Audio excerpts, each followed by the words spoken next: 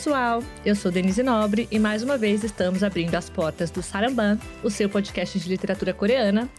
Dessa vez para falar não de um, mas de 2 livros. E também vamos abrir uma exceção aí para o mundo literário para a gente falar de 2 livros que são ensaios. A gente vai falar hoje sobre A Sociedade do Cansaço e A Sociedade Paliativa, ambos do filósofo sul-coreano Byung-Chul Han.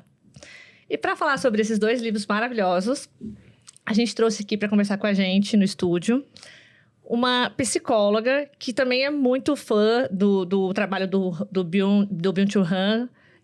Já trouxe ele em várias falas dela, né? Que ela tem um podcast também, ela vai se apresentar daqui a pouco, que é a Carol Won. Carol, muito obrigada por ter vindo. Obrigada, Denise. Eu que agradeço, já que a Denise pediu licença, com licença, prazer. Muito obrigada pelo convite. Olá, pessoal do Saramban. E um prazer estar aqui.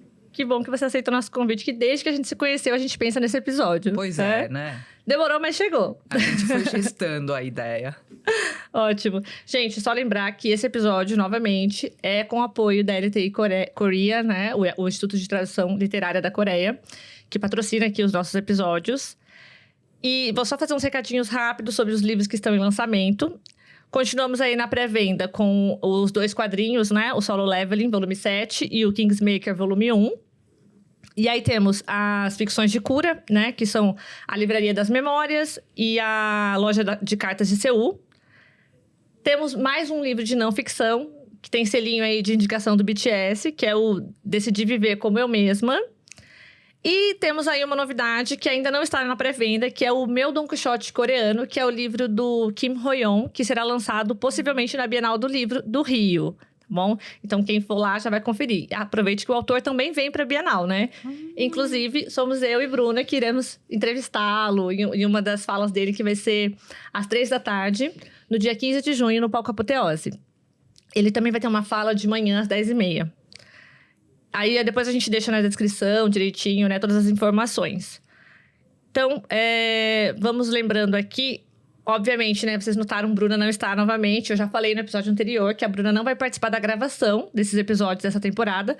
Mas a Bruna aí continua firme e forte nos bastidores, ajudando bastante a gente, tá? Então, quem tá com saudade da Bruna, eu também estou, gente. Vai lá no Instagram, que a Bruna tá fazendo os conteúdos pro Instagram, tá bom? E nos nossos episódios presenciais também, a Bruna vai estar com a gente. Ok, acho que já dei todos os recadinhos. Vamos voltar aqui para Carol, para os livros do Byung-Chul Han. Lembrando que essa temporada a gente vai tá falando sobre a mente e as fragilidades, né, da mente. Então, gira muito aí em torno de saúde mental. Por isso que a gente trouxe aqui a Carol, maravilhosa, psicóloga, para conversar com a gente. Ela vai contar um pouquinho da trajetória dela, que também não é só na psicologia, né? Tem muita coisa para falar com a gente. Esses livros, acho que não é nem muito necessário a gente falar da classificação indicativa, mas como são livros filosóficos, são mais indicados para adultos, né? Acho que talvez adolescente pode pegar também, mas não vai conseguir pegar todas as nuances, até porque tem palavras difíceis, às vezes, né? Porque o Han também é bem acadêmico, né? Mas é uma leitura bem valiosa. Acho que todo mundo consegue aprender um pouquinho, né? Refletir bastante. Acho que é bem isso, né, que o Han faz, né? A gente refletir. E não tem spoilers, porque são ensaios, né? Então, vamos tranquilos. Todo mundo pode vir com a gente para acompanhar aqui o papo desses 2 livros. Carol, você já falou desses livros e você trouxe até os outros, né? Porque você tem tudo. Eu só não tenho o último, Editora Vozes. Meninos, me mandem. Olha isso, vamos lá, né? Ajudem aí ela também cria conteúdo, né? Também tá fazendo um discurso, né? A respeito do Han. Então, né? Precisa ter os materiais, com certeza. Né? Só para situar o pessoal. A Sociedade do Cansaço, que é esse aqui, é de 2015. Olha como ele é fininho, 136 páginas só.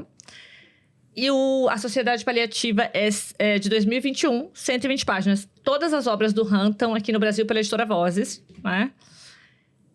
E aí vamos falar um pouquinho começar com o Sociedade do Cansaço, depois a gente entra no Sociedade Paliativa. Mas antes disso, a gente vai falar por que eu trouxe Carol para conversar com a gente sobre isso, né? Carol, conta um pouquinho pra gente da sua trajetória. A gente percebe, né, que você tem aí a ascendência coreana. Não sei nem, se não me engano, você nasceu na Coreia, não me lembro agora. Acho que a gente já conversou sobre isso. Me perdoe. Se apresente pra gente. Bom, eu sou Carol.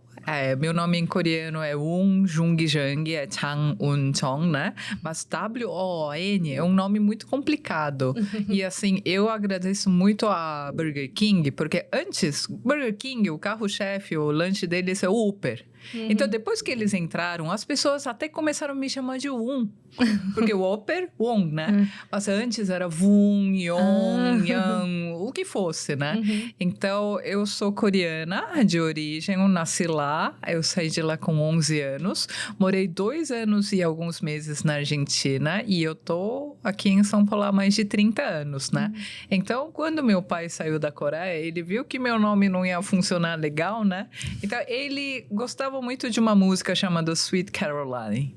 Aí ele falou, então seu nome vai ser Carolina. Então, sabe, muitos, assim, imigrantes têm esse nome artístico, pseudonome, né? Então, eu sou conhecida como Carol, mas no meu documento eu sou On. Então, daí eu falei, como umas pessoas me chamavam de Carol, mas assim, algumas pessoas nas instituições acadêmicas eram On, porque na lista é On, Sim. nos documentos, né? Então, eu falei, então você é a Carol On, né? Bom, então eu nasci lá, morei acolá. Hoje estou morando aqui. Eu estou sendo atualmente psicóloga, gestalt terapeuta, coordenadora educacional, professora e tradutora. E eu digo que eu estou sendo porque eu já fui comerciante, eu tenho formação em letras, moda, psicologia, gestalt terapia e agora eu estou estudando suicidologia, né? Que estuda a questão de, não só do suicídio, mas a questão de morte simbólica, luto, população em situação de vulnerabilidade, o que hoje eu acho que ser humano basta para estar vulnerável. Exatamente. Porque não é só questão de etnia, classe social, mas a gente vive num contexto muito adoecedor, que é o que esse livrinho, esses livros todos, né, do Han fala, é uma crítica e também uma leitura, né?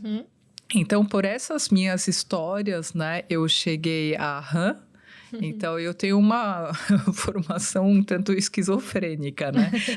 Aí eu penso, poxa, mas será que eu perdi esse tempo da minha vida fazendo outras coisas? Mas eu aprendi, né? E eu aprendo ainda hoje que a gente nunca é um produto finito, terminado. Sim. Pronto, mas a gente sempre está sendo. Então, por isso que eu comecei a minha apresentação com o que estou sendo. E é engraçado, né, Denise? Porque eu sempre fui uma criança que gosta muito de ler. Agora, as pessoas falam, nossa, a Carol é culta, intelectual, gosta de ler. Mas não foi assim. Eu nasci na Coreia nos anos 1900 e bolinha. Então, naquela época, a educação era mais rígida. Essa questão de ter, né, formas para você se encaixar era muito mais acentuado naquela época. E a minha mãe queria muito que eu fosse gênia. Não sou, mas ela queria muito. Então, eu fui alfabetizada aos 2 anos. A minha mãe me colocou para tocar piano aos 2 anos. E não é isso só a minha história, assim, muitos coreanos passaram por esse processo de vamos ficar gênio? Garota prodígio, né? Só que, em compensação, bom, aí eu aprendi a ler cedo, aprendi a fazer as coisas, digamos, um pouco precocemente, só que eu gostava muito de brincar. Aí eu me lembro que quando estava no ensino infantil ainda, a minha mãe colocava aqueles vestidos assim lindos e desconfortáveis que amassam, aqueles meião assim, né, branco, e aquele cabelo, aquele rabo de cavalo que puxava tanto o teu cabelo que seu olho ficava mais puxado do que já era. E eu ia assim para a escolinha. E um dia eu fui, né, brincar num parquinho e eu caí, me sujei, furei a meia e voltei assim amarrotada para casa e eu tinha ralado o joelho. Aí eu cheguei, nossa, mamãe, ralei o joelho. Ela olhou para mim, você amassou a roupa, rasgou a meia e você tá um trapo. Ela me deu uma surra. E eu tinha Imagino. 4, 5 anos. Ela me deu uma surra. Ela falou: se você voltar para casa mais uma vez, desse jeito, você vai apanhar. Aí você vai ver comigo. Então, olha, gente, assim, a minha mãe não é uma bruxa, tá? Naquela época, isso era meio que consensual. Umas mais, outras menos, né? Então, eu fiquei com muito medo de brincar. Aí ia no parquinho, os amiguinhos me chamavam: Carol, vem brincar, vem brincar. Imagina, vou arriscar a minha vida, né? Então, eu fui obrigada a procurar por brinquedos que eu pudesse brincar, assim, sem sujar roupa, sem me amarrotar. Poxa Aí vida. cheguei, Em livros. livros, desenhos, música, coisas assim, né? Manuais que eu podia fazer sem maiores, né? Estripulias físicas, né? E então livros sempre me levaram a tempos, lugares e pessoas diferentes. Então eu fui sempre uma leitora voraz. Não por ser intelectual, mas por falta de brinquedo, por uma necessidade, por um vazio que abriu em mim ali. Só que eu mantive. Isso aqui é meu brinquedo, né? Então, eu continuei brincando. E é muito engraçado que até uma certa altura da minha vida, os livros me levavam muito a mim. A me conhecer, a eu poder viajar em tempos, conhecer pensamentos de outras pessoas. Porque livros, para mim, são uma grande fofoca. São muitos. Né? O que acontecia, como é que era, como é que o outro pensa, né? Só que numa certa época da minha vida, os livros começaram a me levar para as pessoas. E isso daqui me trouxe até você também. Sim. Então, me levaram a encontros com as pessoas. E eu estou vivendo nessa fase, né? E então, eu acho isso muito bonito, né? Do meu processo. E então, eu acredito que a nossa história nos torna quem nós somos. E a história do Han, agora falando, né, do nosso autor aqui, né? A história do Han explica um pouco, né? Sim. Porque ele fazia engenharia metalúrgica na Coreia pós-ditadura. Naquela democracia conquistada com um golpe de Estado, assim, com ainda muito rígido, toque de recolher, censura. E ele fazia engenharia metalúrgica acho que era no Yonsei-dae, que é uma universidade muito renomada, Sim. né? E, assim, eu vi, né, numa entrevista que ele deu, que ele estava no campus, um jardim bonito, ele olhou para o céu e falou: poxa, eu queria saber qual que é o sentido da vida. Aí ele falou: cara, eu não vou descobrir isso estudando metalurgia. E não aqui também, né? E não aqui. Então ele fala: preciso sair fora do país, né? Aí ele resolve ir para a Alemanha. Assim, eu não vi em lugar nenhum se ele tinha algum parente, alguma coisa. Mas ele fala que ele não falava um pio em alemão. Então, ele mente para os pais, para o professor orientador dele, né? E que ele vai estudar, continuar os estudos na engenharia. E faz sentido, né? Metalurgia, Volkswagen, Volvo, né? Toda a indústria automobilística. Aí ele vai para lá. Lá ele estuda literatura, filosofia, teologia, artes. E até hoje ele dá aula em universidades nessas matérias, né? E ele entra em contato com Heidegger, que é o fenomenólogo, né? Sim. Então, ele começa a se aventurar em outras áreas e ele chega pra gente nessa sociedade do cansaço, né? Eu não sei se você já viu, tem um documentário no YouTube. Isso, eu ia recomendar exatamente, porque o documentário já fala um pouquinho também da vida dele, né? De como foi essa parte dele decidir sair da Coreia, porque ele queria estudar filosofia. Sim. Eu acho que isso conversa um pouco com a sua história, que você falou um pouco de como a sua mãe tinha essa rigidez, né? Os pais do Han também tinham essa rigidez. Então, ele teve que sair da Coreia e estudar na Alemanha meio que escondido, sem pedir permissão, né? Ele fingiu que ia estudar metalurgia e foi estudar filosofia, né? E nunca mais voltou. Aliás, ele volta todo inverno, né? Ele fala isso no documentário dele. E é a partir dessas observações, né? Desses invernos, que se cria, né, a sociedade do cansaço, né, nesse contraponto entre Seul, Berlim, né? E é muito interessante esse documentário, porque ele Diretor, Byung-Chul Han.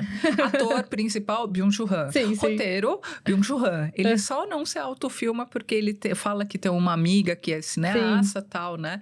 E é muito interessante observar o contraponto que ele faz entre a Alemanha e Coreia. Sim. A gente vê que nas cenas que ele mostra a Coreia, ele mostra uma Coreia cinza. Então, quando ele começa, né, a fazer os takes na Alemanha, as cores começam a voltar. Aí, acho que começa já uma crítica por essa sociedade do cansaço, né? Que é justamente o tema do livro. Eu acredito que as histórias pessoais, as necessidades, falhas e principalmente faltas, né?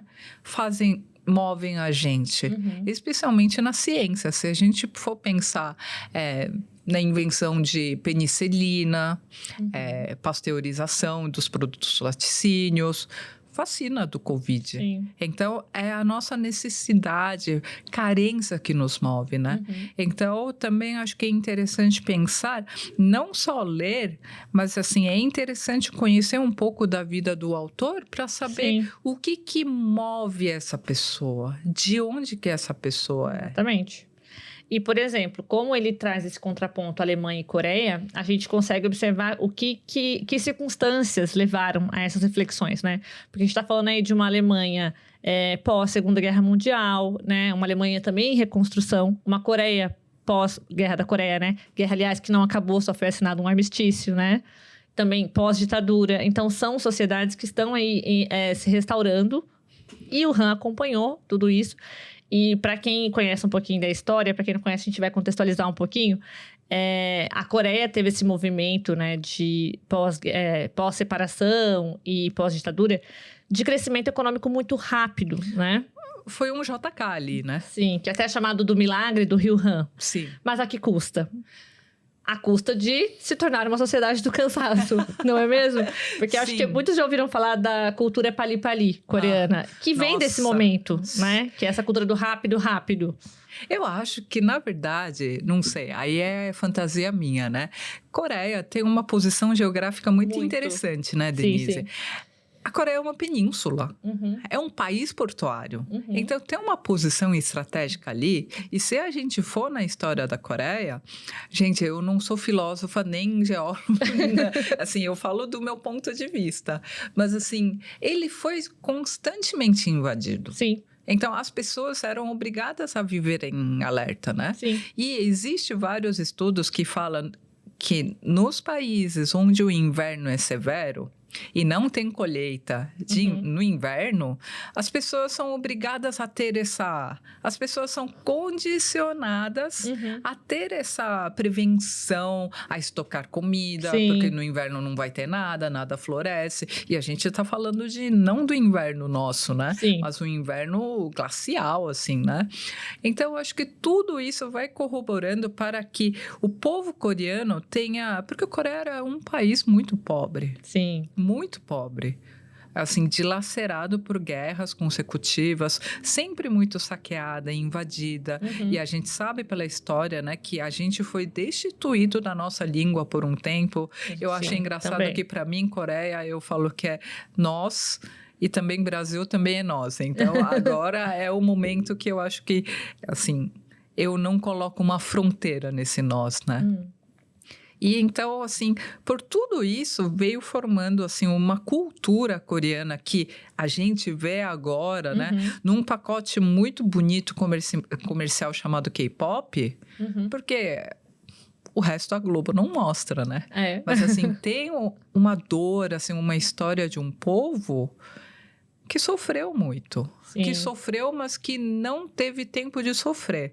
E agora a gente parece que já está mencionando, né, a sociedade paliativa do Han, mas então é uma construção muito complexa. Sim. E é engraçado, desculpa, Denise, pode falar. mas é engraçado que o Han saiu de um país bipartido, Coreia do Sul, Coreia do Norte, para uma Alemanha bipartida ainda. São contextos muito similares, né? Sim, nessa parte. Parece que é muito oposto, mas também é muito tem muita similaridade, exatamente. E essa sociedade do cansaço, como a gente está falando, todo esse contexto histórico, né, leva as pessoas a trabalharem mais e mais. Lógico que aí na Coreia a gente teve essa questão até do próprio governo, né? Ter uma certa propaganda de vamos trabalhar mais, e a gente pode uma certa crescer. lavagem cerebral. Sim, a gente pode crescer, a gente consegue, a gente vai ser um país maravilhoso, né? E sim, conseguiu. Hoje a Coreia lidera em muitos pontos aí da economia, né? Sim. E a gente até conhece essa cultura coreana de exportação, né? E tudo. E por trás disso tem essa lavagem cerebral, né? Que é essa coisa do você quer, você pode. Então, a sociedade do cansaço, o Han traz isso que muito assim, que somos nossos próprios algozes, né? Que chega num ponto em que não precisa mais desse governo, dessa instituição por trás da gente, impulsionando. A gente acaba fazendo por nós mesmos, né? Você vê muito isso na sua prática clínica. Você consegue observar essas coisas, assim? Como que isso chega para você? Acho que em Chimamanda, né? Tem aquele livro, né? O perigo de uma história única, né? Tem. Acho que a gente não pode... Ainda mais na nossa época, que é muito polarizada e polarizante, a gente tem que ter um lugar de observação para a gente poder compreender o todo e não julgar o todo por uma parte. Então, eu acho que hoje, assim, a minha compreensão não é falar, nossa, coreano é assim, tem uma cultura... Nem enaltecer, como muitas vezes é. Mas a gente compreender como se deu essa construção, né? E a sociedade, desde a Revolução Industrial, então, era uma sociedade disciplinar, de coerção. Tem um patrão, proletariado aqui vai trabalhar, vai ganhar o salário, você trabalha mais, ganha mais... Nem sempre, né? Nem sempre, mas assim, tinha um esquema de senhor e o servo, né? Sim. Então, vai lá, chicote, trabalha.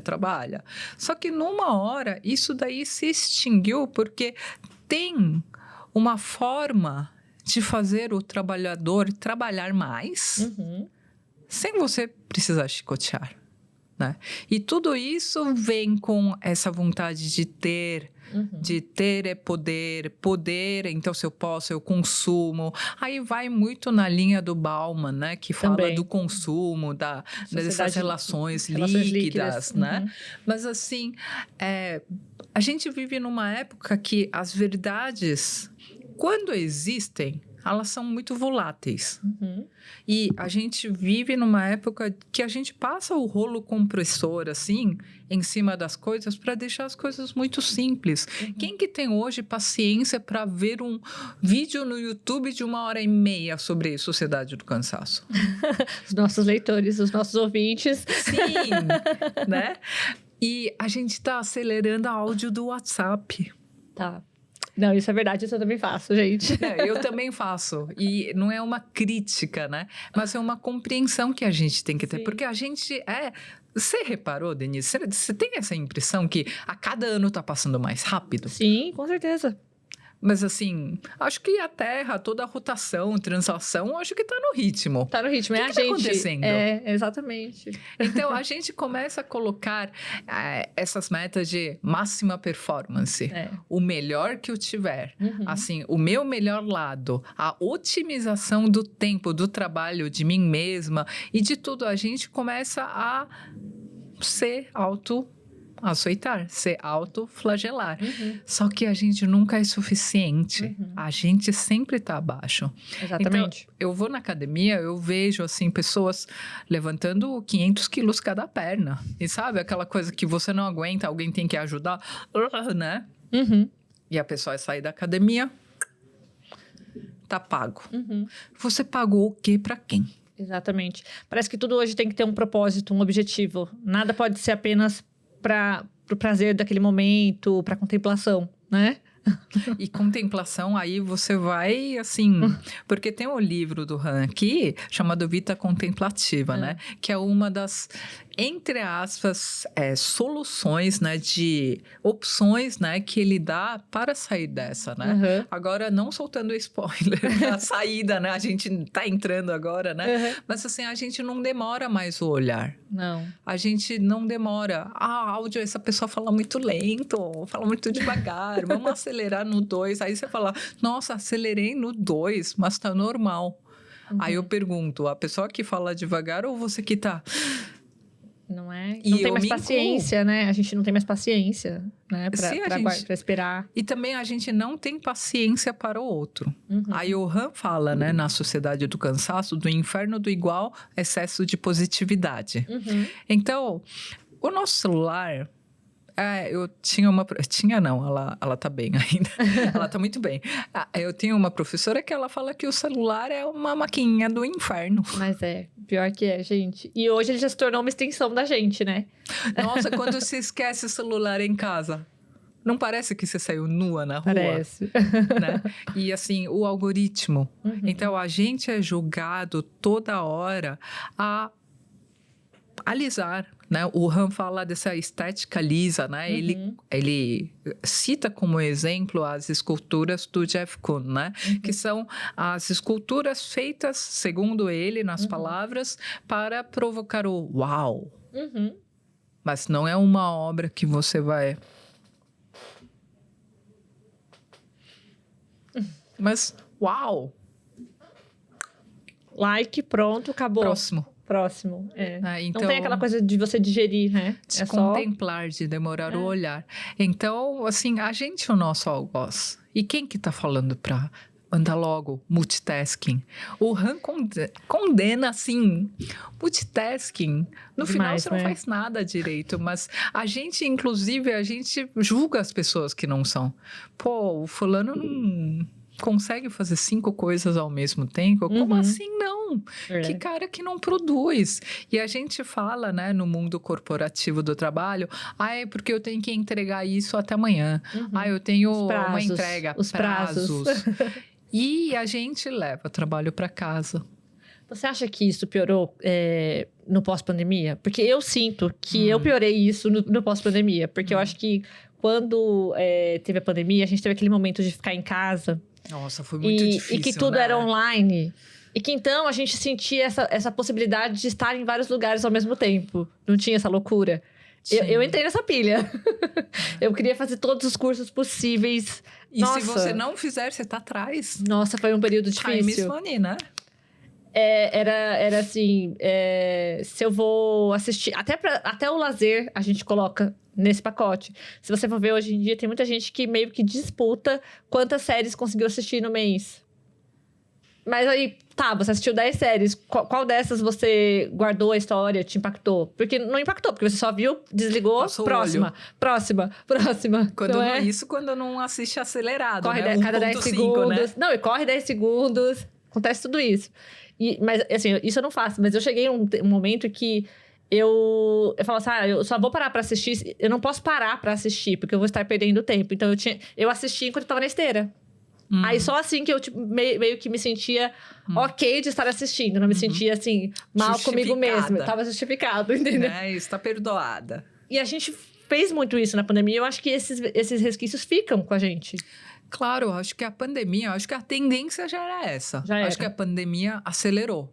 Porque até as pessoas, assim, que não tinham muito esse costume, por exemplo, psicoterapia online não era regulamentado. Não era. Agora, na pandemia, porque precisou. Exatamente. Aí, mais uma necessidade que gerou, né? Uma tendência, uma atitude, uma ação, né? Lógico, a gente teve que se adaptar, senão todo mundo ia enlouquecer, incluindo eu. Exatamente. Mas, até mesmo para quem não tinha familiaridade com meios eletrônicos, com lives, as escolas, as crianças sendo alfabetizadas no online, escola pública. Quem que tem Wi-Fi para assistir a aula? Sim. Então, acho que a pandemia veio acelerar e veio, assim, escancarar mais ainda as falhas e as discrepâncias da nossa sociedade. Sim. Acho que veio, assim, sabe? Tirou o véu. Tá aí. Então, a gente vê tudo é online hoje, né? A gente está tentando ainda, né, voltar com as coisas cada vez mais no presencial, mas ainda fica aquela coisa de muitos que se sentiram cômodos nessa posição do online e que cobram, né? Que não, mas você tem que fazer online, porque assim é mais acessível, assim mais pessoas vão conseguir participar. Hoje parece que nada mais vamos dizer assim, você não precisa fazer o esforço de ir lá, porque tem que ser muito acessível, todo mundo tem que fazer, tudo, né?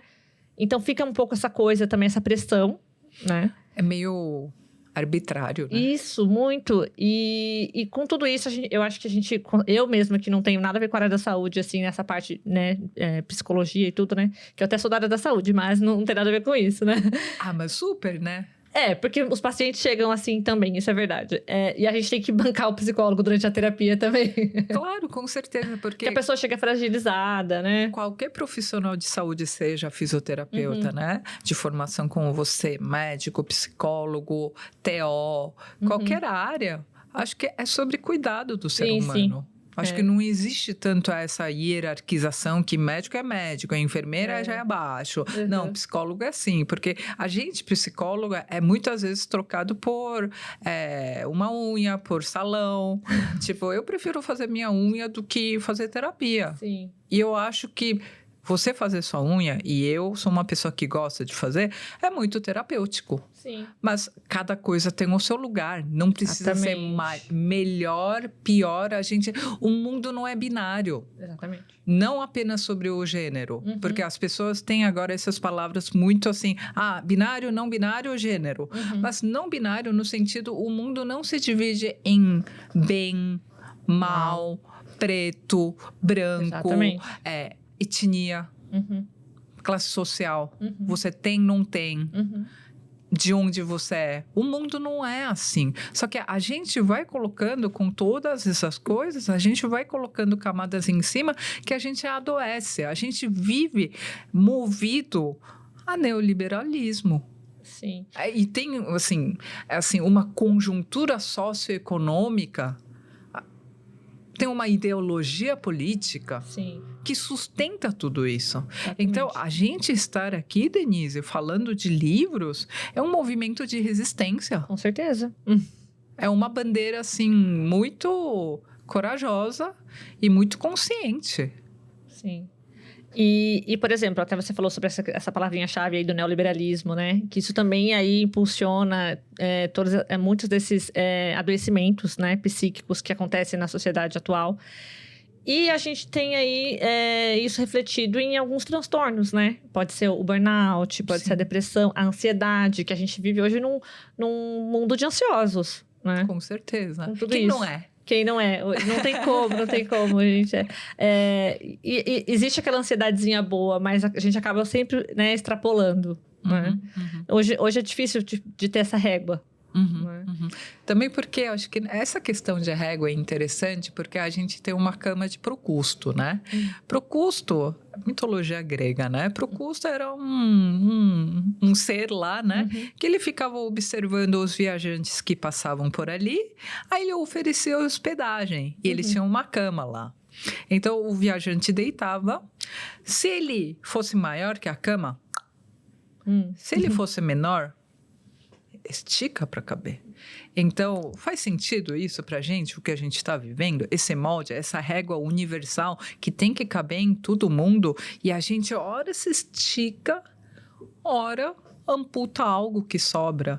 Então, assim, transtornos, acho que na verdade sempre existiram, porque ser humano não é um ser perfeito. Né? Ser humano é um ser possível, mas não é um ser perfeito. Excesso de positividade, de você pode, yes, we can. Não, tem coisas que we cannot. Exatamente, até você falou sobre a questão da estrutura social, né? Não é só porque você tem essa ideologia de que você pode tudo, que realmente, na prática, você vai poder, né? Porque se você colocar que você pode tudo, na hora que você não pode, e a tua frustração? Sim. Aí você privatiza o sofrimento, problematiza aquela pessoa, separado de toda essa conjuntura, aí você culpa a pessoa. Ai, coitado, tem depressão. Se você falhou, a culpa é sua e ponto. Não é uma culpa de toda uma sociedade, uma estrutura que tá te adoecendo. Uhum. É que você é um fracassado, né? Fraco. Mentalmente fraco. Toma remédio para ver se você tem jeito. Então, chegam queixas como depressão, ansiedade, burnout. E burnout é um fenômeno que a própria palavra traz essa ideia de combustão. Essa ideia de a pessoa se superaqueceu e queimou, se consumiu. E ficou apenas as cinzas. Exatamente. E a pessoa... Então, o quanto de sofrimento psíquico que a nossa conjuntura socioeconômico, político e etc. causa, e a gente está querendo só questionar o indivíduo, né? E você vê, burnout é o esgotamento, né? A autocombustão. Depressão, a gente fica deprimido com o que aconteceu no passado, né? Porque a gente fica, né, ruminando, remoendo aquilo, e aquilo nos impede de seguir o hoje. E a ansiedade? A ansiedade está no futuro. Ninguém fica ansioso com o passado. Nossa, eu fiz isso, estou ansiosa. Não, aquilo já foi. A gente fica ansiosa porque a gente está projetando o futuro. Mas tudo isso daqui, eu acho que tudo na vida... Como essa caneca aqui tem esse lado que está escrito em coreano e o outro lado em português, tudo tem dois lados. Então, tem a ansiedade boa. Eu tenho um professor chamado Enio Brito Pinto, que ele tem um livro chamado Dialogar com a Ansiedade, né? Gente, isso tem no meu podcast um episódio sobre isso. Do nada, né? Um momento propaganda. Sim, pode fazer a propaganda. Assim, ele fala, né, dessa boa ansiedade e ansiedade necessária. Porque se a gente não fosse minimamente ansioso, a gente fica o dia inteiro deitadinho no nosso sofá. Sim, procrastinando. Sim, e não fazendo nada porque a gente não tem esse ímpeto. Depressão também. A gente questiona muito hoje em dia luto. Ai, gente, passou 5 dias, a pessoa tá ainda assim. Como assim? Terminou o relacionamento mês passado, bora. Gente, pra frente. Aí, então, eu recebo pessoas na minha clínica que chegam se achando menos. Se achando errada porque estão sentindo, né? Dessa forma. E se sentem culpadas pelo que sentem. Se sentem culpadas pela existência deles. É como se a pessoa fosse atropelada, sabe? Falar, olha, mas você foi atropelada porque a culpa é tua. Ninguém mandou ficar ali, entendeu? Então vai lá, vê se dá um jeito. Toma um remédio, dorme com um Rivotril... A gente tem muitos memes, né? Até chique, né? De Rivotril, suquinho, né? Diversos. E ao mesmo tempo que a pandemia trouxe uma aceleração e uma visibilidade à saúde mental, acho que tem um outro lado. A mercantilização. Total. A medicalização excessiva e a banalização da existência humana. Então, acho que a gente vive numa época muito complexa. Com certeza. Eu acho que esse gancho a gente já pode puxar para a sociedade paliativa, né? Porque essa questão mesmo do excesso, né? Da medicalização. Que a gente vê muito no sociedade paliativa. Porque o Han traz essa parte de que a gente não quer sentir dor, né? Não. E aí a gente quer fazer o quê? A gente quer se anestesiar, o Rivotril. Vamos tomar um suquinho de Rivotril, né? Por que ficar triste? Por que chorar? Pra que ter esse momento aí de introspecção, de ficar remoendo, não sei o quê. Não, bola pra frente, não é isso? Ele fala de uma algofobia, né? Sim. Ele cita um outro autor, que eu não lembro o nome, ele fala assim, dize-me a tua relação com a dor e direi em que sociedade você vive. Sim. Então... A gente não quer... Gente, assim, tudo bem. A gente não quer sentir dor. Tirando as pessoas muito, assim, com tendência masoquista, assim... Mas, assim, a gente não gosta de dor. Sim. A gente não gosta. Só que, na primeira dor... Vamos supor... Denise, eu bati em você. Eu dei um soco no seu braço. Só que aí você esqueceu, passou 2 dias depois, seu braço tá roxo e doendo. Aí você vai falar, nossa, tá doendo, eu vou passar uma pomada e vou passar algo, sei lá, um relaxante, algum analgésico para passar a dor. Mas se você fizer isso imediatamente, sem olhar, você não vai se lembrar de quem te bateu, por quê, o que aconteceu. Você só vai né? E a palavra paliativa, agora eu refuto o Han, e é nesse momento que eu tenho a coragem de refutar o Han, porque a palavra paliativa tem uma conotação de anestesiar. Sim, sim. Cuidados paliativos. A pessoa está num estado de doença que não cabem mais intervenções que visam a cura, então entra nos cuidados paliativos. Mas paliativo, assim, a etimologia da palavra vem da palavra pallium, que é manto em latim. Aquele manto que abraça o soldado depois que ele volta do campo de batalha.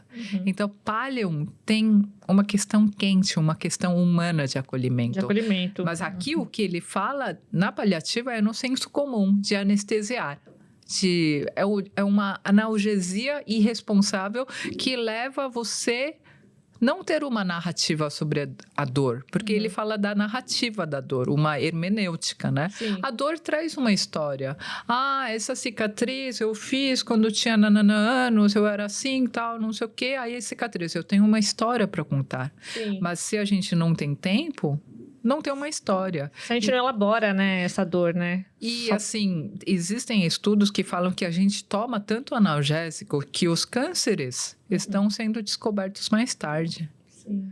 Não, isso... Dor de estômago, dor de cabeça. Exatamente, não é só uma questão de você não notar o seu sofrimento psíquico, até mesmo as doenças físicas. A gente está demorando a diagnosticar por conta dessa hipermedicalização, né? As pessoas, ou então não escutar o próprio corpo, não dar atenção para essa dor. Então a pessoa só vai passando ali. Eu conheço pessoas que infelizmente chegaram a falecer porque descobriram um câncer tarde demais. Porque tô com uma dorzinha aqui, tá bom, vou tomar um analgésico, vou tomar mais outro. Quando foi descobrir, já fase terminal, não tem mais muito o que fazer, né? Aí você vê que aí a binariedade dá problema de novo, corpo, mente. A gente fica segmentado, como se o corpo fosse um usufruto que, vamos lá, tem que funcionar, né? Então, a sociedade paliativa do Han traz essa ideia. A gente está interrompendo a narrativa e onde não há dor, não há crescimento. Onde não há dor, não tem uma revolução como sociedade. Não há um questionamento sobre a ideologia dominante, não há uma ação. Aí a gente fica meio que zumbi-like, assim, né? E não há nenhuma valorização da alegria. Porque sempre a gente não sente a dor nunca, quando a gente tá num momento bom, a gente também não reconhece ele como um momento bom. Não existe um pouco isso também? Sim. E não é triste isso? Muito triste. Porque aí prega a ideologia de que a vida tem que ser feliz o tempo todo. Gente, se vocês conhecerem alguém feliz o tempo todo, manda a pessoa se tratar. Porque a vida... Alguma coisa não tá, né? Não tá legal ali, né? A minha Jinda, né, acadêmica Karina Okajima Fukumitsu, tem um livro cujo título é A Vida Não É Do Jeito Que a Gente Quer. Não, com certeza não é. Pode ser em alguns momentos, mas o tempo todo não é. E o ser humano não nasceu para ser feliz 24 horas, 24/7. A nossa vida é feita de momentos de choro, de luto, de conquista, de alegria, né? E, assim, citando um outro livro lido bastante nesse mundo, a Bíblia, fala que tem tempo para tudo. Tempo de chorar, tempo de rir, tempo de nascer, tempo de morrer. E a gente vive assim, anestesiado, achando que a gente fazendo planos para 2087, como se a gente fosse eterno, enquanto também a filosofia do Zen Budismo traz 3 lições importantes: impermanência, incompletude e imperfeição. E são coisas que a gente começa a ver quando a gente volta o olhar, a gente desacelera e a gente contempla. E não é uma contemplação de uau, mas é uma contemplação de demorar o olhar. O que o Han fala, demora o olhar, né? E sobre isso ele tem um livro chamado aqui Vita Contemplativa, ou sobre a inatividade. Sim. Isso é algo que cada vez menos as pessoas dão atenção, né? Inclusive, uma das coisas que acaba influenciando muito essa nossa cultura de querer sempre aquilo que é prazeroso e essa felicidade nada ruim, são as redes sociais, né? Sim. Até mesmo essa questão do arrasta pra cima. Ah, isso aqui não tá divertido, arrasta pra cima. E a gente só quer ver o que é bonito, o que é agradável. Então tem muito essa coisa de silenciar a dor, né? De apagar realmente, né? Aquilo que é considerado negativo. Né? Eu acho que, como a gente tá falando sobre a questão da binariedade também, tem esse ponto da rede social, em que as pessoas vão buscar só aquilo que é conforto, que é legal. Mas existem também hoje, como você falou, a partir da pandemia, a gente teve muito esse debate nas redes sociais sobre saúde mental. Então, existe também essa questão de muitos perfis que estão falando sobre diversos transtornos. E aí vão pessoas lá que acompanham aqueles perfis, se identificam, não buscam um profissional. Todo mundo tem TDAH. Aí não busca nenhum profissional e aí, de repente, é isso. Eu tô me autodiagnosticando, eu sou ansiosa, eu sou TDAH, eu sou tudo, né? Tem esses dois pontos também, não tem, Carol? Tem. Eu acho que tudo tem seus extremos, né, Denise? Eu fico pensando, porque ser humano, uma das necessidades, assim, mais primordiais do ser humano é o sentimento de pertença, né? Eu pertenço a algum lugar e eu tenho meus pares, pessoas parecidas comigo, né? E quem fala muito disso é a Simone Weil, né? Ela fala muito dessa questão de enraizamento, que é uma das necessidades mais básicas, mas uma das mais ignoradas, né? Então, uma pessoa, vamos supor, eu estou sofrendo, mas eu não sei o que fazer com isso, mas eu não quero ser a única esquisita, assim, bulinada que sofre. Então, eu vou procurar uma galera que tem um sofrimento parecido com o meu. Aí eu acho que essas pessoas também são esquisitas e bulinadas. Eu vou me aliar. Existe um alívio que uma identificação dá. Um alívio imediato. Mas existe, assim, um querer pertencer, um querer me explicar, me entender, mas eu não demoro, não contemplo, não demoro meu olhar sobre mim o tempo suficiente, porque eu passo. Então, assim, de uma forma muito precoce e impensada, acabo me enquadrando em diagnósticos que às vezes você não tem, porque diagnóstico é uma coisa séria. Diagnóstico é multidisciplinar. Sim. É o psiquiatra, psicólogo e outros profissionais, né, que vão cercar aquela pessoa de cuidado para que essa questão transitória, seja por mais tempo ou menos, e também que é subjetiva, possa ser cuidada, né? Aí, assim, tem os dois lados, né? Ser humano é muito complexo, não dá para falar, eu tenho depressão. Então, eu recebo muitas pessoas que no primeiro atendimento... então, tudo bem, assim, me explica por que você procurou a terapia, né? Essa é a minha primeira pergunta, né?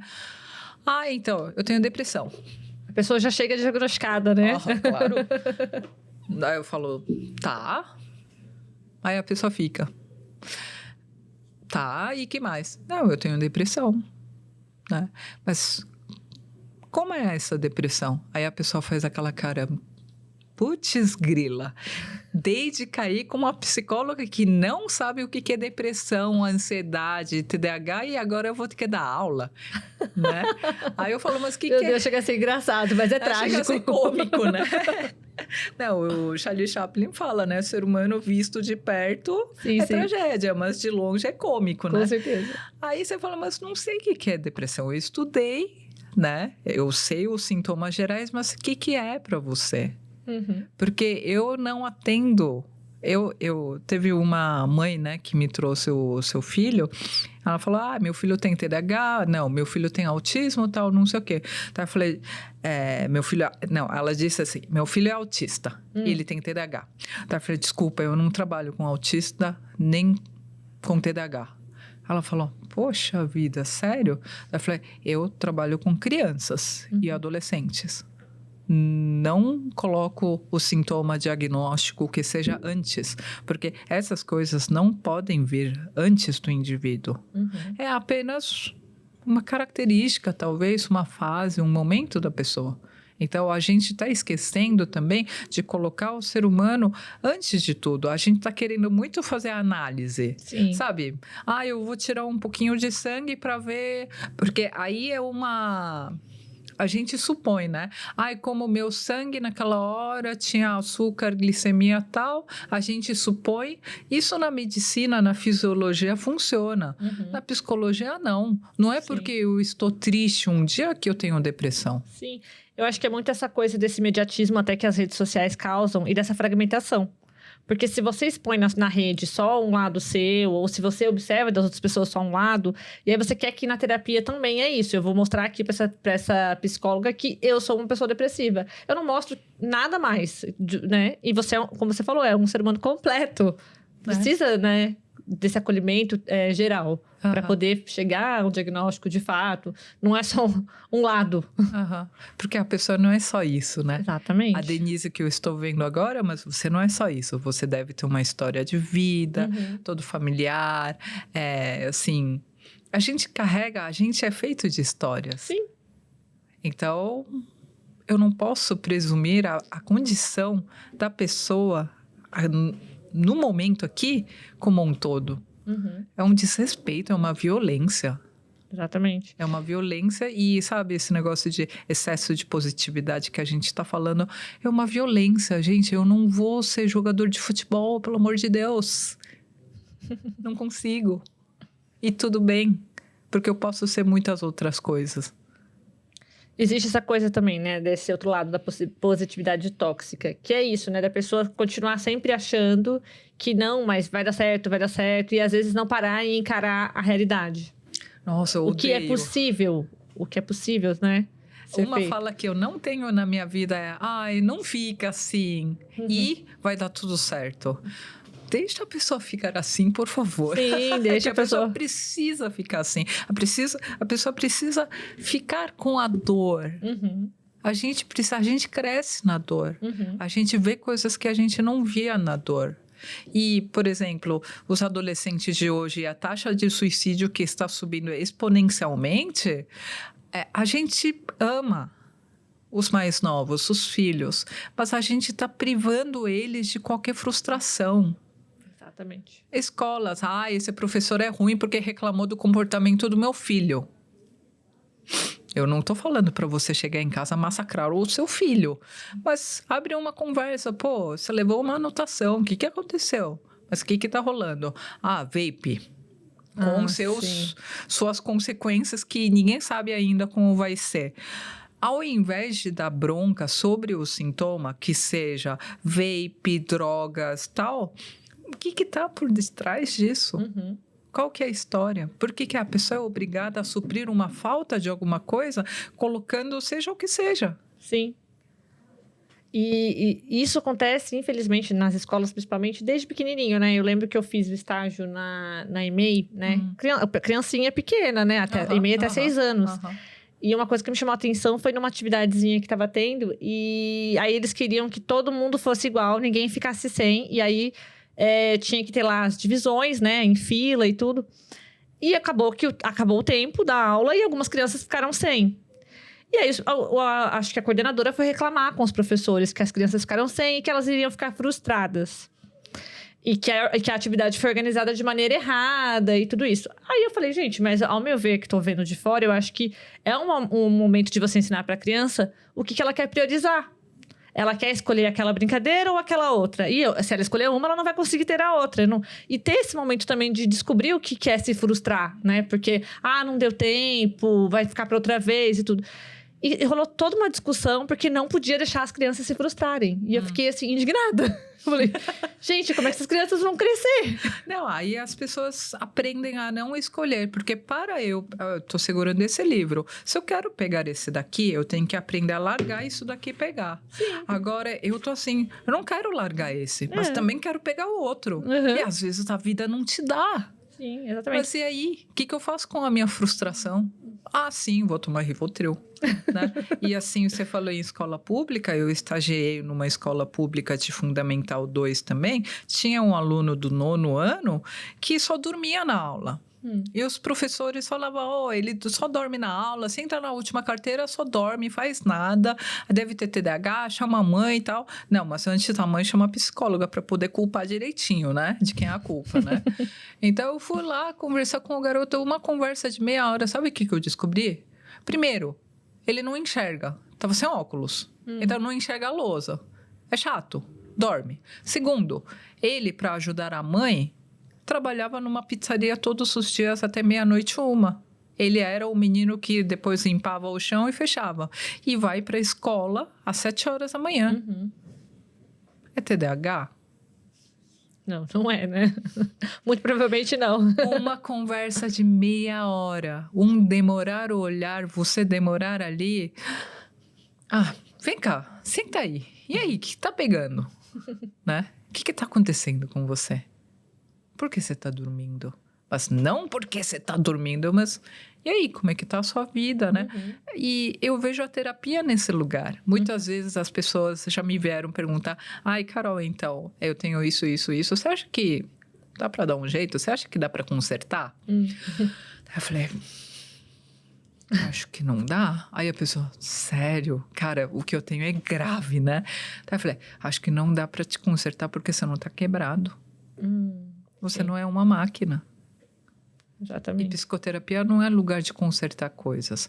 Psicoterapia é um lugar de uma caminhada juntos. Para a gente ir nos becos da sua vida, nas histórias, porque o passado a gente não pode mudar, né?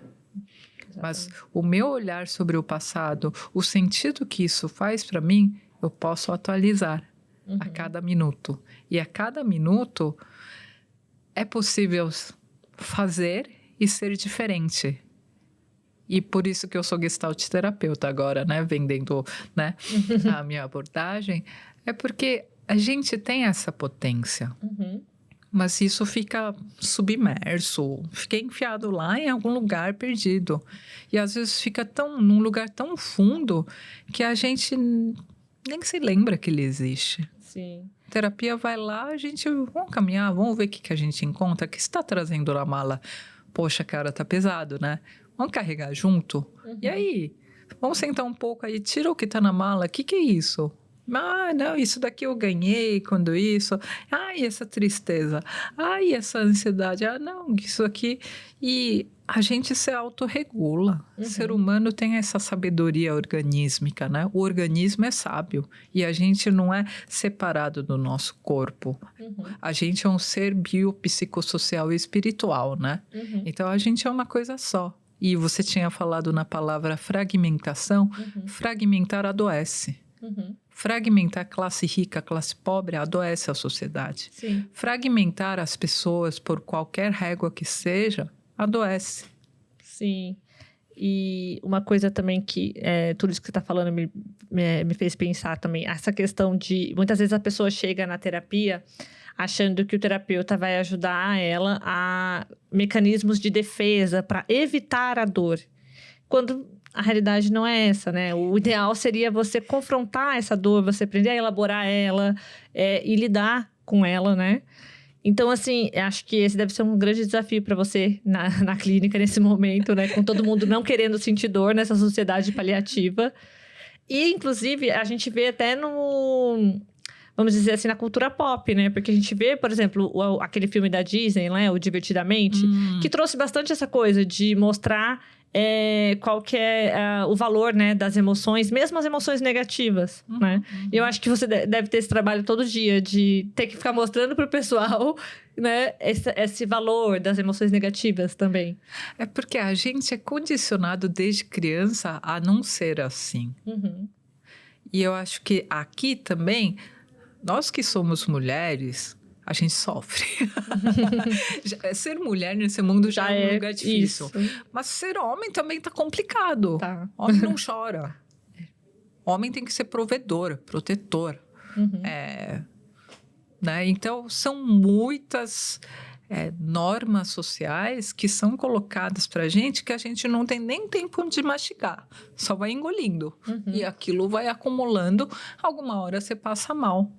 Então, assim, a gente fala muito em nomear as emoções. Ai, gente, eu não sei o que estou sentindo, mas estou esquisita. Isso é uma fala muito comum. Ah, mas como é que você se sente quando você me conta isso? Como é que é para você? Ai, não sei. Aí a pessoa fica meio assim, né? É difícil É nomear. difícil nomear porque a gente nunca demorou, nunca teve tempo. A nossa vida não nos deu tempo de parar e falar: o que eu estou sentindo mesmo? O que será que acontece, né? Aí, e também tem algumas abordagens dentro da psicologia que são mais mecanicistas. Sim. Eu não sou dessa abordagem. Eu também não tenho pretensão de falar mal de outras abordagens, porque acho que todas têm o seu lugar. Mas é que para mim não faz sentido, né? Mas também faz sentido que o ser humano não queira ficar na dor para sempre. Uhum. Quem que quer ficar na dor Ninguém para quer. sempre? Aí é melhor morrer, né? E a minha professora Karina Okajima Fukumitsu, tanto como a Maria Júlia Kovacs, que são dois grandes nomes da tanatologia e suicidologia brasileira, citam o Schneidman para falar que o suicídio é uma solução definitiva para problema temporário. Então, aí é que tá, né? Aí a gente vê no K-pop quantos idol coreano. Gente, Sim. é assim, o que vem na imprensa é tipo, o quê? Uma vez por mês, Denise? Uma vez a cada 15 dias? Mas imagina aqueles meninos e meninas que treinam para ser Uhum. e no meio do caminho. Ou mesmo as pessoas, né, que estão nessa mesma idade, sofrendo as pressões também da vida escolar e que não são noticiadas, né, aqui pra gente. Acaba que a gente só chega pra gente as informações de pessoas famosas. Porque aí entra um pouco de preconceito também, né? Que o efeito Werther, né? Do Goethe, né? Uhum. Aí então fala, se ficar falando muito é que nem epidemia, vai pegar. Uhum. Mas é muito pelo contrário. A gente tem que falar do sofrimento humano. As pessoas têm que ter espaço para sofrer, tem que ter pessoas junto para acolher. Porque senão você fica sozinho e quando a gente está sozinho, quando não tem um outro, falar: olha, Carol, virando ali a esquina, acho que tem uma outra rua. Mas se eu tô achando que ele é rua sem saída, antes que eu chegue no final, eu vou interromper. Porque vai ser o final mesmo. E é muito triste. Essa desesperança, né? Também. É uma dor, porque a dor, ela deixa a gente cega. A gente deixa a gente surda, né? E muitas vezes parece aquele macaquinho, né? Né? E muitas vezes deixa a gente muda. Eu acho que a psicologia e literatura, arte, música, todas essas coisas chegam com uma proposta de... Pode falar. Não, pode continuar. Não, pode falar que eu digo... Essas coisas chegam para a pessoa falar, para a pessoa que está sofrendo, falar... Você pode falar, você tem espaço, você é humano. Esse momento, com certeza. Teve uma coisa, assim, que para mim foi bastante impactante quando eu fui para a Coreia, né? Que eu fiquei lá um semestre, né, na Hallyu University. E eu tinha uma aula que era para falar exatamente sobre esses problemas sociais atuais da Coreia do Sul. Era um professor americano que já mora na Coreia há 30 anos, mais ou menos. E numa das discussões a gente chegou nesse ponto, né, que a gente estava fazendo comparações com o Brasil. E aí a gente estava falando sobre a questão da segurança na Coreia. Que sim, é um país muito mais seguro. A gente consegue sair na rua com o celular na mão, tudo bem. Não tem tantos assaltos, furtos, como tem anda aqui, muito né? armado. Essa violência toda. Mas, em compensação, essa questão de segurança quanto ao risco de vida por conta do suicídio é quase palpável. E aquela ponte? Porque você vê, assim, as pessoas em angústia, em sofrimento, sabe? A agonia mesmo, assim. Ou então, assim, por exemplo, tinha muitos colegas na universidade que falavam assim, eu entrei nesse curso porque eu tinha que fazer alguma coisa, mas eu já fico ansiosa de pensar que eu vou me formar e o que eu vou fazer com esse diploma? Porque não é isso que eu quero pra minha vida, eu não tô feliz aqui, mas eu tenho que pelo menos ter um diploma. E então, assim, essa coisa, assim, tem até um K-drama que eu assisti e gostei bastante, que é aquele My Liberation Notes, não sei se você assistiu. E que ela falou uma frase que pra mim foi muito impactante, que ela olha assim para um prédio e aí ela fala: que coragem as pessoas que moram lá em cima, Porque é o tempo todo você tá às vias de acabar com a sua vida, né? Então, assim, são coisas que, lá, quando eu tava lá, eu sentia muito isso. Eu falava, gente, essas pessoas aqui realmente, a qualquer momento, elas podem decidir dar um fim, sabe? E é apavorante, nossa. É muito, né? É. Eu acho que também a nossa sociedade brasileira também não difere muito. Sim. A taxa de suicídio tem Cresceu aumentado, muito. assim, exponencialmente e ainda mais as populações mais vulneráveis. Aqui, criança, adolescência e idosos. Então, essas duas populações, fora também, né, citando a população LGBTQIAPN+, então, a gente está ficando mais vulnerável. Com certeza. Porque a sociedade está nos impelindo, mostra aí, serviço, todo o resto a Globo não mostra, né? E tanto que a gente vê postagens assim do tipo, essa pessoa 24 horas antes de se matar, estava sorrindo na rede. Aí as pessoas, mas o que aconteceu? Ela estava bem. Né? Até onde a gente está sufocando todo mundo, incluindo eu e você, sem ter ideia disso. Sim. E isso que o Byung-Chul Han traz. Byung-Chul Han, assim, eu tenho uma professora, a Mônica Alvim, que ela falou assim, todo psicólogo tem que adotar um filósofo. Aí eu falei, não, por quê? Filosofia é chato, né? Fica falando, não leva a lugar nenhum, né? Mas a gente tem que ter, seja psicólogo, seja qualquer profissão, né? Pode continuar.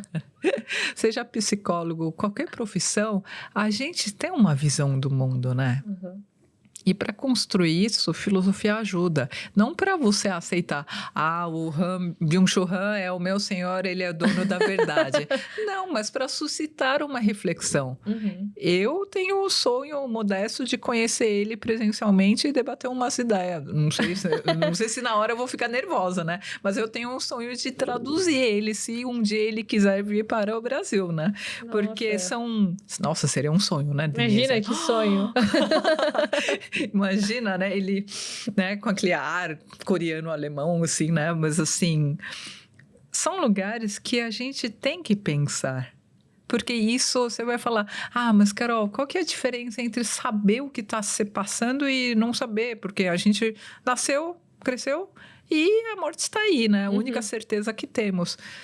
Mas o sentido da vida, Guimarães Rosa que fala, né? Em seu livro, não nessas palavras, mas assim, o sentido, a verdade não está nem na partida, nem na chegada, mas na travessia. Na travessia, com certeza. Mas a Coreia é uma sociedade que preza muito pelos resultados. Pelo resultado. Coreia, mundo corporativo, o que você está entregando, o que você está gerando, qual que é o saldo do seu banco, que carro você tem. Muitos jovens se frustrando porque não fez o seu primeiro milhão aos 12 anos. Aos 12.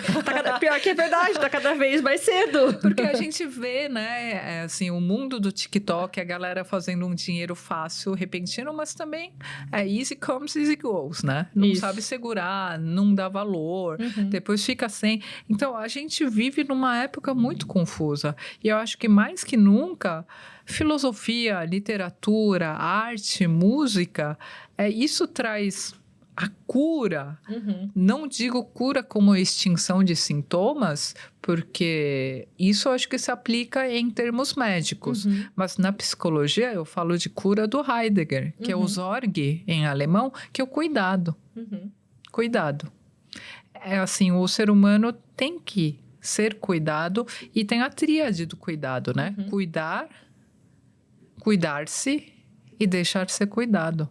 Sim. E se a gente for ver, a gente nasce precisando de cuidado, porque bebê humano, diferentemente dos animais, não sobrevive sozinho.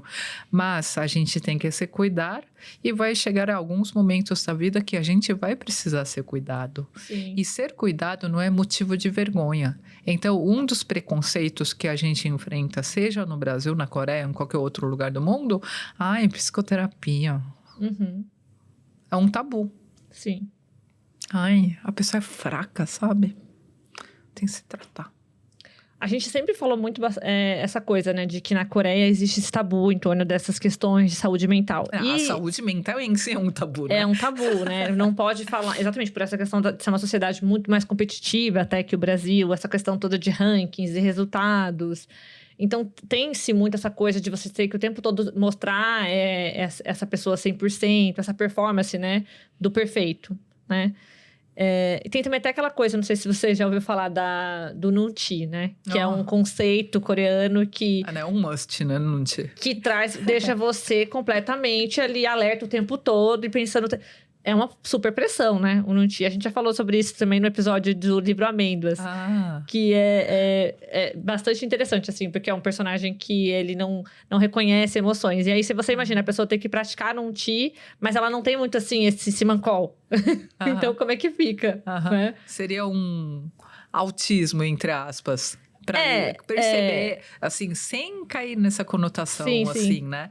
De transtorno, mas eu não sei.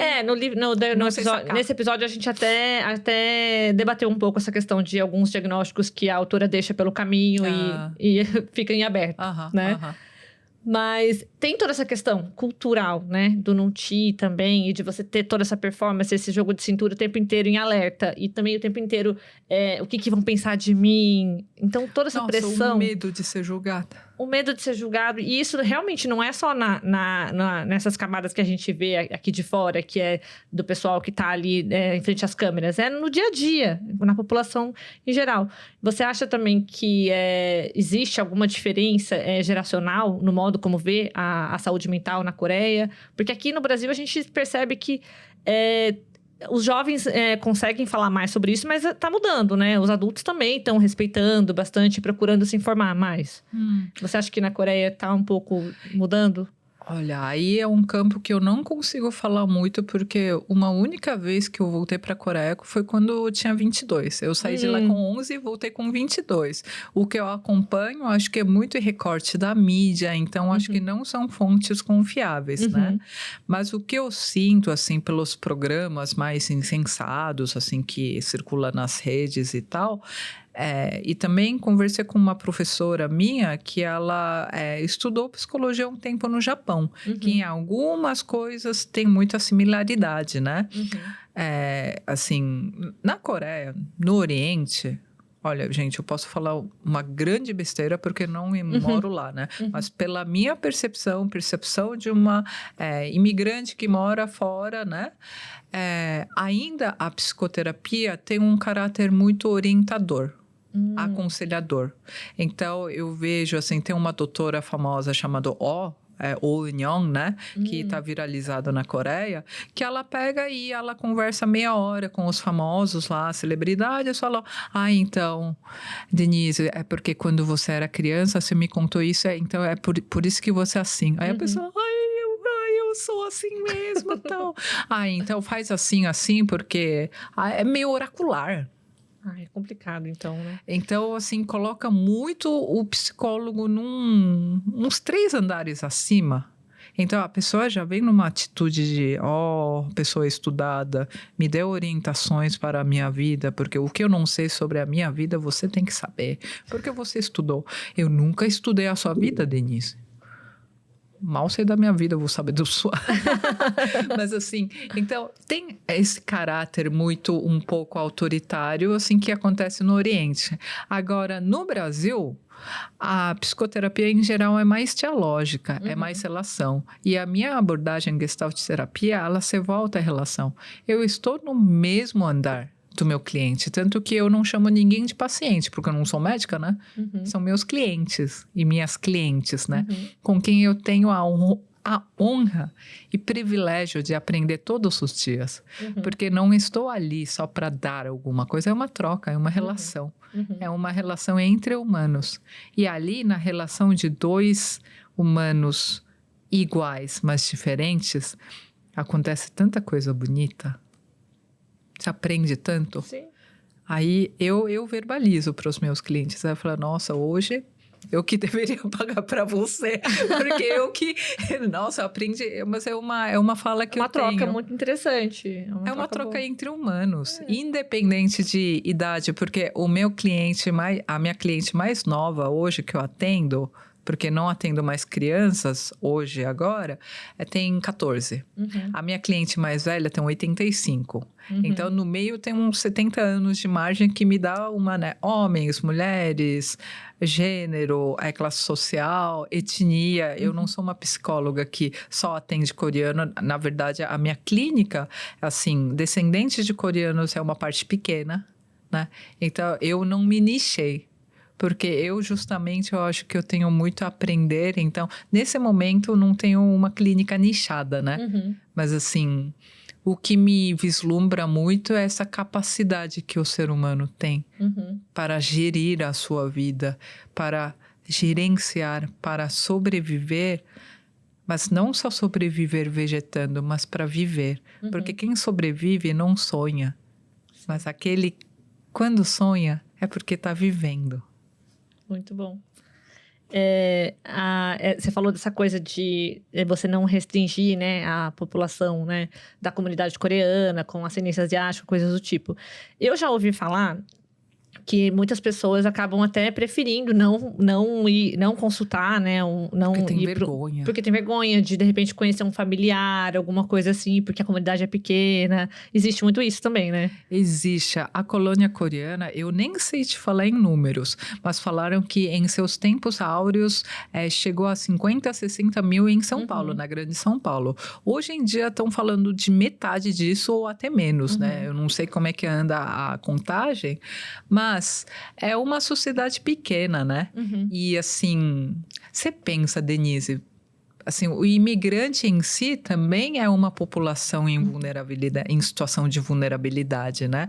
Você chega, sai do seu país natal, onde você conhece a cultura, as pessoas, idioma, você vai para um lugar completamente diferente. Sim.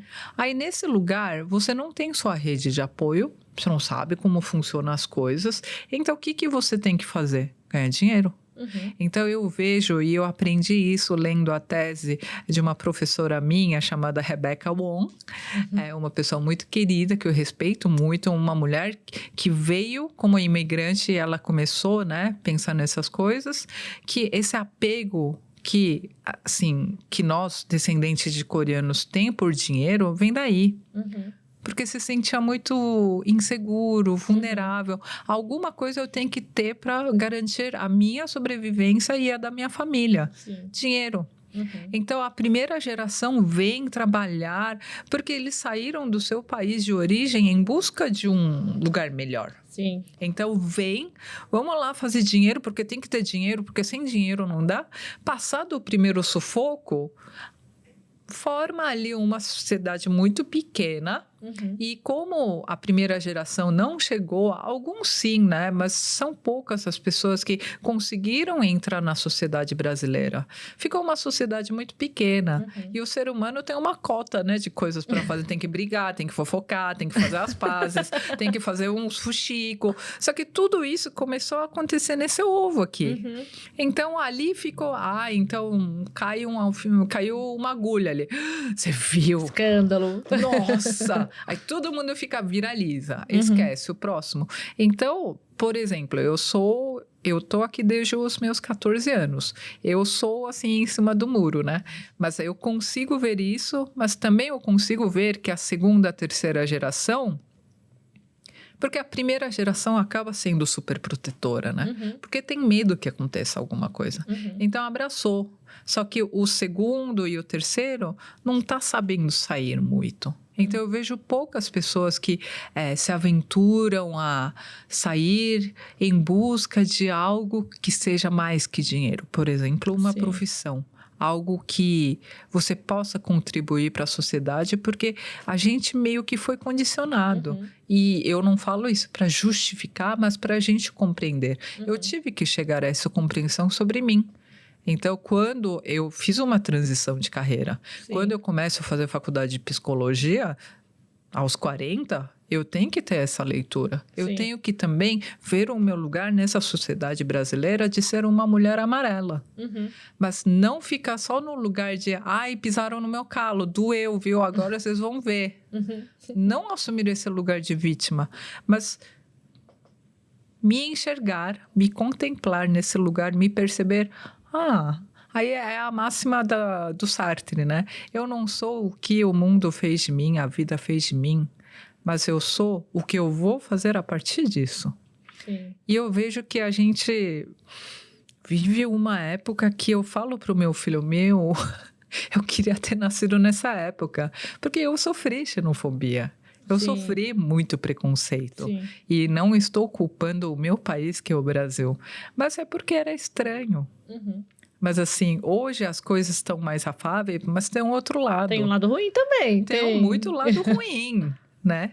Então, acho que é hora da gente conversar, abrir mais conversas, abrir os mais horizontes, abrir o olhar, demorar o olhar, ficar fitando ali. Eu acho que nessa questão, a livraria Aigo é maravilhosa.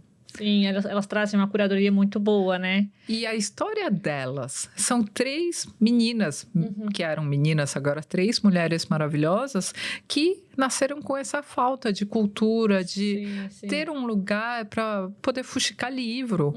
Então, quando essas 3 pessoas se juntam para abrir uma livraria, nasce ali uma curadoria que não só lida com literatura coreana, mas com literatura de minorias. Sim. Então, isso é muito bonito, é uma ressignificação.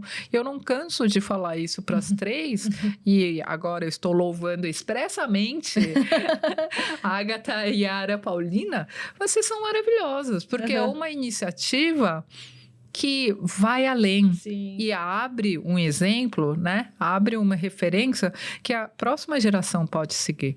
Porque, afinal, nós somos finitos nessa terra, nesse plano. O que a gente vai deixar, né? E, inclusive, que foi a Livraria Aigo também proporciona muitos encontros, inclusive o nosso, né? Que foi lá que a gente se conheceu. Pois é, você vê. Livrarias que trazem. E tem uma outra livraria do coração, agora eu tenho que falar, senão, né? É da minha amiga Mônica, que é a Livraria da Tarde, que onde... Assim, ali acontecem coisas. É uma livraria independente também, não é mainstream. Né? Também, inclusive, as mainstream não deu muito certo, né? Cultura, Saraiva, né? assim. Então, é difícil, mas publicar e comercializar literatura de qualidade no Brasil é uma tarefa hercúlea. Então, para todas as outras independentes, mas para essas 2 que moram no meu coração, muito obrigada. Continuem resistindo, que eu sou fã. Mônica, Yara, Paulina e Agatha, beijo. E todos os livreiros também.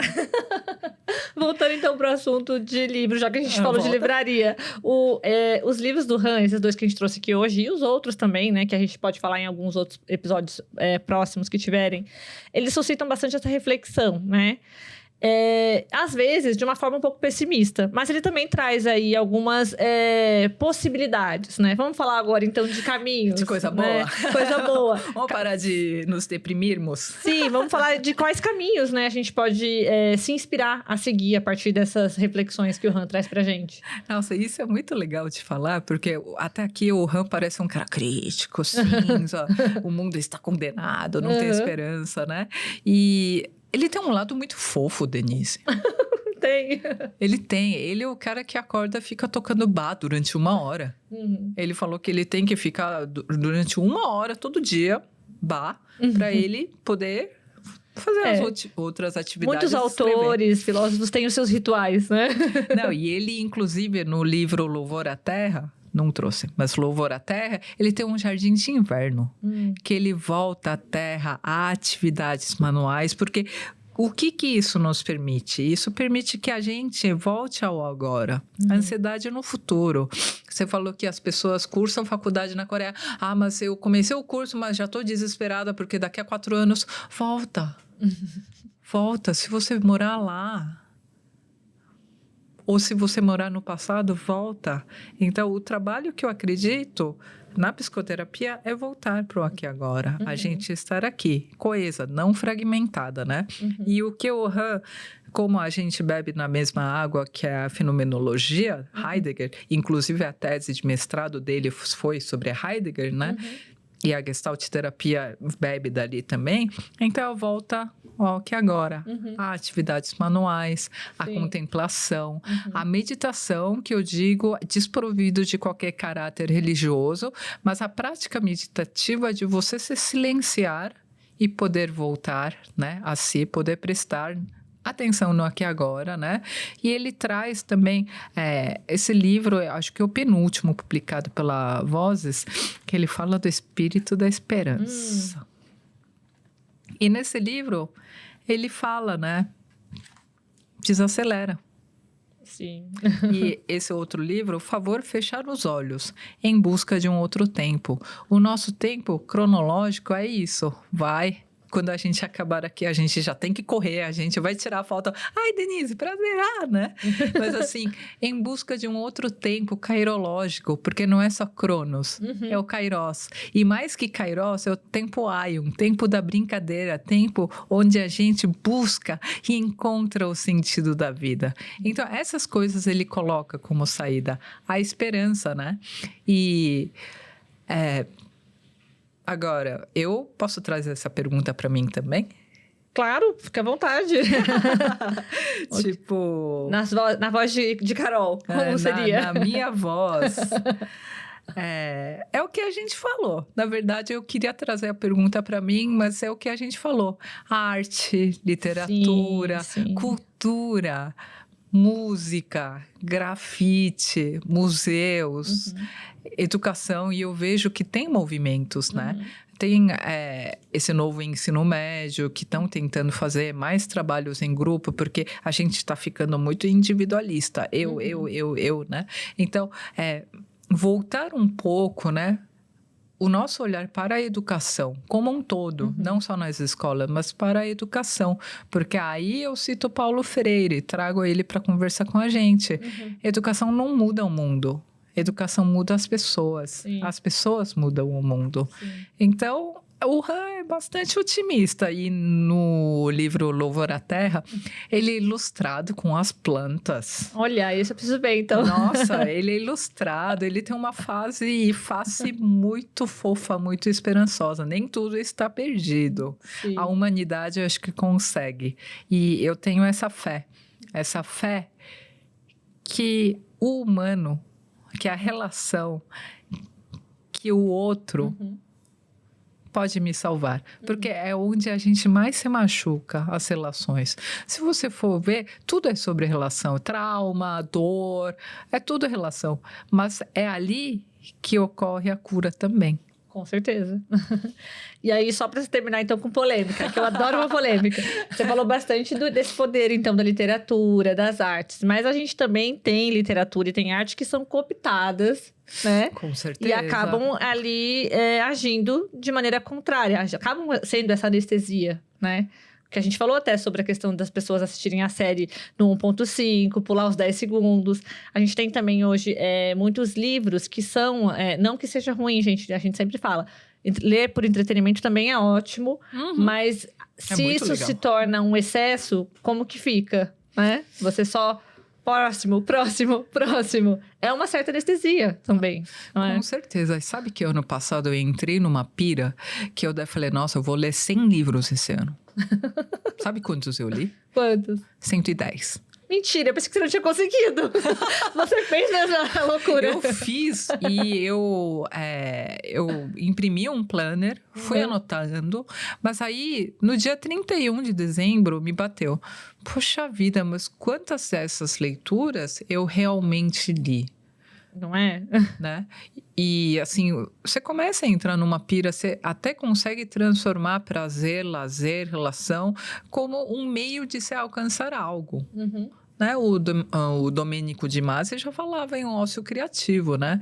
E o Han fala muito, né, de inatividade, mas inatividade não é falta de atividade. Inatividade como falta zero é quando não tem mais movimento no coração. É morreu, acabou. Mas aí eu comecei a rever Aí eu comecei a aprender a meditar, estudar um pouco mais a espiritualidade, que não tem nada a ver com religião, mas você ter uma dimensão, né, uma ideia dessa dimensão humana, né? Porque a gente não é só corpo, só matéria, mas a gente é muito mais.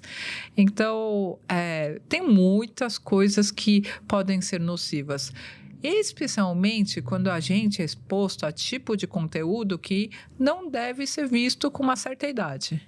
Classificação de idade, conteúdos, porque o que rola na internet e o celular permite que cada criança navegue um mundo, sei lá, X, né? Sim. Então, acho que tem que ter cuidado, tem que ter dedo. Mas, assim, se você é adulto, mais ou menos responsável, né? Mais ou menos, bem colocado. E eu falo responsável não como uma pessoa que consegue carregar 200 quilos, mas responsabilidade como a habilidade para responder. Se você se garante com a habilidade para responder a tal conteúdo, vai, consome, mas parcimônia, reflexão, consciência crítica. E onde que a gente vai formar isso? Nas escolas, na educação. Nem sempre acontece muito bem, porque a família meio que, não, é culpa da escola, não, é culpa da família. Existe esse jogar batata quente, mas acontece nesse podcast, acontece nas livrarias, acontece no circuito de cinemas que passam filmes que não são um blockbuster. Sim. E a responsa é nossa, né? A gente está sendo chamada para falar, faz alguma coisa aí, porque não tá legal. Enquanto isso, vocês vão se cuidando. E uma fé que eu tenho é uma fé no coletivo. Sim. Ninguém se salva sozinho. Exatamente. A gente precisa do outro. E a gente precisa dessa contramão, né? Desse individualismo. Com certeza. Falando tudo isso, para fechar, dá alguma indicação, então, de... Fora o Han, vamos tirar o Han da história, porque você já trouxe muito, a gente já sabe que para você vale muito a pena a leitura dele. Algum outro livro ou série que pode inspirar a gente ao autocuidado? Então, eu fiquei pensando, porque... é complicado, né? Ela quer indicar o Han, gente. Ela quer indicar o Han. É sério, eu comecei a escrever aqui, aí eu fui embora. Daí eu falei, meu Deus, né? Eu acho que... Bom, eu preciso falar de 2 livros que eu considero livros, assim, da minha vida, né? Quando eu era criança, eu comecei a ler muito cedo, eu gostava muito, ainda amo. É um livro que pelo menos 1, 2 vezes por ano eu revisito, é Jane Eyre, da Charlotte Brontë. E um pouco, bem no ano da pandemia, eu vi que Pachinko estava na lista do Obama, né? Sim. Eu admiro muito ele, aí eu fui ler, nossa, foi horrível. Foram 2 dias e meio que eu lia até os olhos não aguentarem mais. Porque você quer saber o que acontece. E é um livro dessa grossura. Não, mas assim, é horrível, porque você não consegue parar e aquilo mexe com você. Eu até escrevi para a autora, com meu inglês capenga. Não, mas eu escrevi, daí eu falei, nossa, eu sou fulana de tal, porque eu fiquei muito impactada. Porque o lugar é diferente, o tempo é diferente, mas é a história de uma mulher imigrante que saiu de seu país e que não foi conivente com o que a sociedade impunha. Né? A Sunja, né? A história da Sunja. Eu escrevi para ela, mandei um direct. Você acredita que ela respondeu? Ela respondeu, olha que diva acessível, mais uma que Nossa, temos. daí eu falei, eu me apresentei, contei brevemente em 3 linhas a minha história, eu falei, muito obrigada por você ter colocado isso num livro. Seu livro, assim, é muito importante para mim. Ela respondeu assim, muito thank you. Mas foi ela que respondeu. Foi ela que respondeu, tá ótimo. Assim, são esses 2. E eu acho que também eu trago, né, livros diferentes. Clarice Lispector, Drummond. Porque eu acho que não pode faltar poesia na nossa vida. Eu acho que a gente tem que prestigiar autores brasileiros. Eu li também o livro da Socorro Acioli, né? Oração para Desaparecer. Sim. Eu gostei muito. Também gosto muito do Edouard Louis, Mudar Método, que eu acho que tem tudo a ver com Sociedade do Cansaço. E são livros fininhos também, né? Os livros dele. Eu gosto muito da Annie Ernaux. Sim, também. Né? E o da Han, eu acabei lendo só o livro branco, o que achei muito bonito, né? Então, acho que livros estão aí. Cabe ao leitor achar o seu. Sim. Então, assim eu saí pela tangente da sua pergunta. Saiu pela tangente, né? Porque quer indicar todos e mais um pouco. Meu sonho é ser livreira, gente, me contrata. Ai, bate aqui, estamos juntas. Quem sabe no futuro. Carol, muito obrigada. O papo foi maravilhoso. A gente poderia ficar aqui horas e horas e horas falando de Han, falando de outros livros, né? Eu também me identifico muito com a sua história, que você falou no comecinho, que os livros te fizeram muita companhia, né? Durante a infância, e eu também, pra mim, porque eu era uma criança muito tímida, né? E, inclusive, até você falou também sobre como a gente vai se transformando e tudo que a gente já fez, né, é o que a gente é hoje, né? Até mesmo nessa questão também me identifico bastante, porque se não existisse a Denise fisioterapeuta, não existiria a Denise estudante de letras, a Denise podcaster, porque eu era uma pessoa extremamente tímida. Quando eu falo, ninguém acredita, mas é verdade. Eu acredito. E essa Denise que precisou lidar com os pacientes na clínica tinha que falar. Então, foi assim que eu cheguei aqui, entende? Então, isso me transformou bastante. Então, a gente vê tudo isso, né? Em todos esses livros, em todas essas trajetórias. E foi ótimo, assim, tudo que você compartilhou hoje com a gente. Deixa seus contatos, onde o pessoal te encontra. Fala um pouquinho aí sobre esse curso que você está planejando. Bom, antes de mais nada, Denise, nossa, que legal.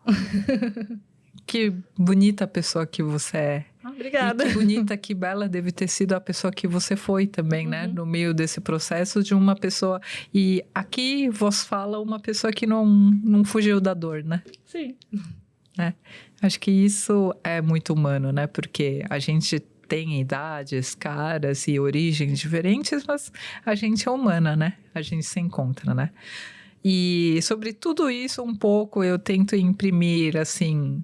No meu podcast, está disponível no Spotify, Encontros Gestálticos, junto com a minha amiga, irmã, sócia, Bárbara Illy. A gente fala de assuntos diversos, a gente fofoca bastante sobre livros, não só de psicologia.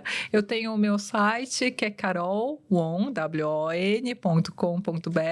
Se você quiser entrar em contato comigo, lá tem o acesso para o meu Instagram também.